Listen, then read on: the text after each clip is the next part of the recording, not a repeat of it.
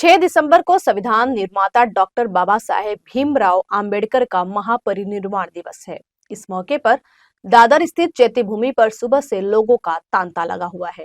बाबा साहेब के अनुयायियों ने एक और जहां उन्हें श्रद्धा सुमन अर्पित किया, वहीं दूसरी ओर राज्य के मुख्यमंत्री देवेंद्र फडणवीस, उप मुख्यमंत्री एकनाथ शिंदे, राज्यपाल आचार्य देवव्रत समेत कई नेताओं ने बाबा साहेब को श्रद्धांजलि दी। इस मौके पर मुख्यमंत्री ने इंदू मिल में डॉक्टर बाबा साहेब आम्बेडकर के स्मारक के बारे में महत्वपूर्ण जानकारी भी दी।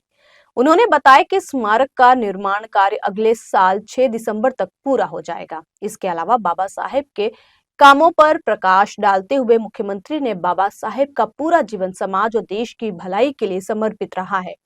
मुख्यमंत्री ने आगे कहा कि भारत रत्न डॉक्टर बाबा साहेब आम्बेडकर के विचारों में भारत को आत्मनिर्भर बनाने का विजन साफ दिखता है।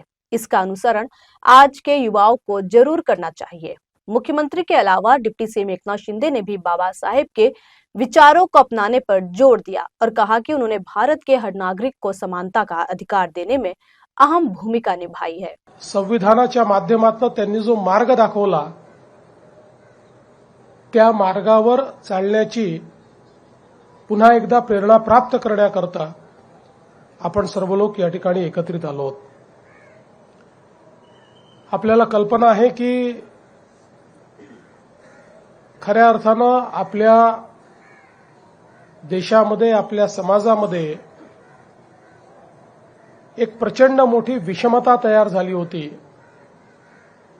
आणि या विषमतेने आपल्याच समाजातील अनेक लोकांना मानव म्हणून जगण्याचा अधिकार हा हिरावून घेतला होता आणि अशा परिस्थितीमध्ये समाजामध्ये मोठी जागृती आणून एक समतायुक्त अशा प्रकारचा समाज तयार झाला पाहिजे या भावनेतनं या विषमतेलाच आपली शक्ती बनवून भारतरत्न डॉक्टर बाबासाहेब आंबेडकरांनी ज्ञान संपादित केलं आणि त्या ज्ञानाच्या आधारावर समाजामध्ये समतेचं रोपण केलं, समाज जागृत केला आणि स्वतंत्र भारतामध्ये एक असं संविधान आपल्याला दिलं की ज्या संविधानाने आपल्या देशामध्ये समतेचं राज्य तयार केलं, समाजामध्ये बंधुता निर्माण केली आणि त्यासोबत सर्वांना संधीची समानता दिली।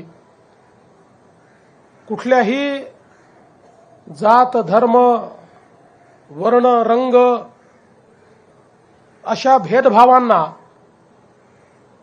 बाजूला ठेवून प्रत्येक व्यक्तीला समान अधिकार असेल अशा प्रकारचे एक संविधान आपल्याला भारतरत्न बाबासाहेब आंबेडकरांनी दिलं आणि या संविधानामुळेच आज आपला देश इतकी प्रगती करू शकला। आज आपण जगातली चौथी सर्वात मोठी अर्थव्यवस्था झालो, लवकरच तिसरी अर्थव्यवस्था होऊ। पण याची मुहूर्तमेढ, याचा पायवा हा जर कोणी तयार केला असेल तर तो संविधानकार आणि अर्थतज्ञ अशा भारतरत्न डॉक्टर बाबासाहेब आंबेडकरांनी केला। भारतीय संविधानाचे शिल्पकार, प्रज्ञासूर्य, युगप्रवर्तक, महामानव भारतरत्न डॉक्टर बाबासाहेब आंबेडकर यांना मी विनम्र अभिवादन करतो। परमपूज्य बाबासाहेबांच्या पवित्र स्मृतींना अभिवादन करण्यासाठी, त्यांच्या कार्यापुढे नतमस्तक होण्यासाठी राज्यभरातून, देशभरातून, जगभरातून आपल्यासारखे लाखो अनुयायी या पवित्र अशा चैत्यभूमीवर दाखल झालेत। डॉक्टर बाबासाहेब आंबेडकर युगपुरुष आहेत, समतेचे पुजारी आहेत। डॉक्टर आंबेडकर बाबासाहेब हे भारतीय स्वातंत्र्याचा आणि समतेचा सूर्य आहे।